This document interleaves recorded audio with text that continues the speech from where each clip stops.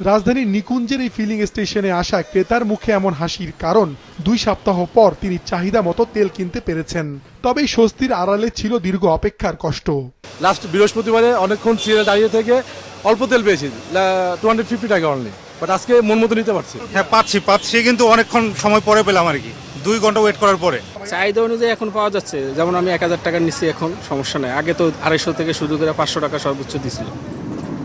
বিধিনিষেধ উঠে গেলেও এখনও রাজধানী সহ দেশের অনেক জায়গায় সরবরাহ না থাকার কারণ দেখিয়ে বেশিরভাগ সময় বন্ধ থাকছে পাম্প, কোথাও আবার কিছুক্ষণ পরপর বিক্রি বন্ধ রাখা হচ্ছে।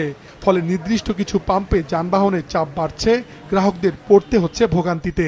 আব্দুল্লাহপুর থেকে এখানে 3টা পাম্পে আমি ঢুকছি, একটা তো পাইনি। সিরিয়ালে আমরা 4 ঘন্টা অপেক্ষা করছি। অপেক্ষার পরে যখন আমরা এই যে গেটের কাছে আসছি, বলছে তেল শেষ। বলতেছে কেরালের গাড়ি আসতেছে, সাজে না ঝামেলা করতেছে, গাড়ি সরান লাগবো। আমরা কি করবো? বলে যে তেল দিবে না, চলে গেলে আবার ঘন্টা পরে ঠিকই তেল দেয়।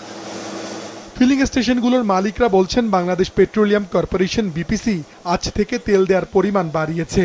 আগামীকাল থেকে পরিস্থিতির আরো কিছুটা উন্নতি হতে পারে। একদম পুরো চাহিদা অনুযায়ী তো দেয় নাই, হয়তো আগামী দিন আবার দিবে।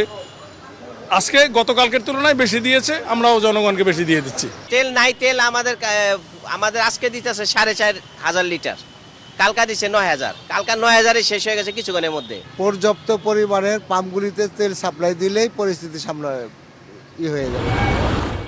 এদিকে ঢাকার বাইরে অনেক পাম্পে ডিজেল পাওয়া যাচ্ছে না, কোথাও আবার অকটেন ও পেট্রোলের সংকট আছে।